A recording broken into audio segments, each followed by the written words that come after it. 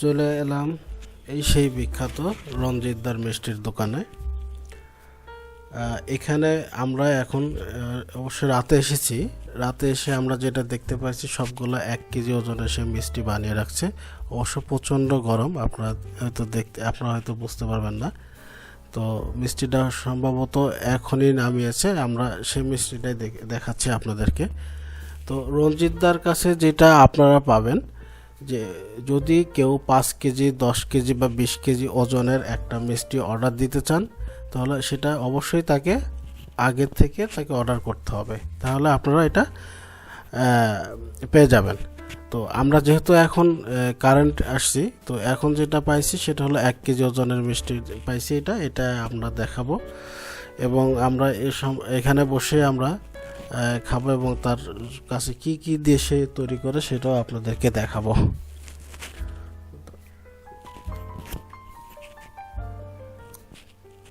তিনি এখন যেটা করতেছে, কালকের জন্য এখন মিষ্টি বানায় রাখতেছে 1 কেজি ওজনের।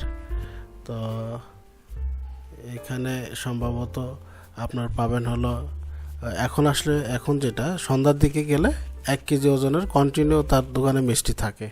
আচ্ছা, রঞ্জিতদার একটা জিনিস আপনাদের জেনে রাখা ভালো, এই রঞ্জিতদার এখানে এই মিষ্টির দোকানে আসতে হলে আপনাদেরকে কী করতে হবে, এটা আসলে গোপালগঞ্জে এই দোকানটা।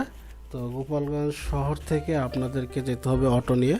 এটা আরপাড়া ভেড়ার বাজার বলে, এটা বললেই হবে যে কোনো অটো যে আরপাড়া ভেড়ার বাজারে রঞ্জিতদার দোকানে যাব, কারণ রঞ্জিতদার সবাই চেনে।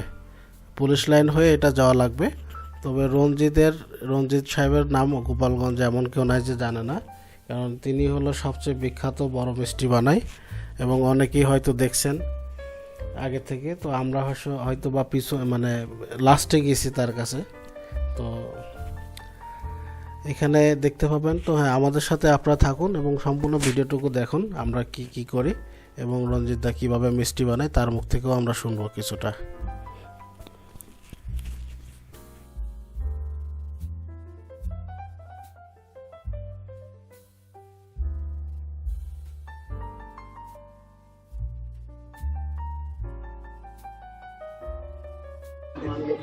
নাই দাদু ঠিক বলে তোমার একটা মিষ্টি বানো করে প্যাকেট করে দাও তো। এখন একটা মিষ্টি দাও করে তুমি দিলাম। এর মধ্যে কি দাও দাদা? ছানা দিই, ময়দা দিই আর অল্প একটু পাউডার দিই। তুমি বলে পাউডার দাও না? না, পাউডার অল্প দিই, না দেয় না দেওয়ার কথা, মানে পাউডার হলো নুনটা অল্প দিলি বড় ওই যে মিষ্টি টেস্ট আর কিছু। পাউডার কতখানি দাও? পাউডার ধরেন এই শুকির মরিচ ধরেন 1 পোয়া থেকে 1.5 পোয়া পাউডার, মানে গুঁড়ো দুধ। হ্যাঁ খারাপ পাউডার তো নাই? না ওই 2 নম্বর পাউডার।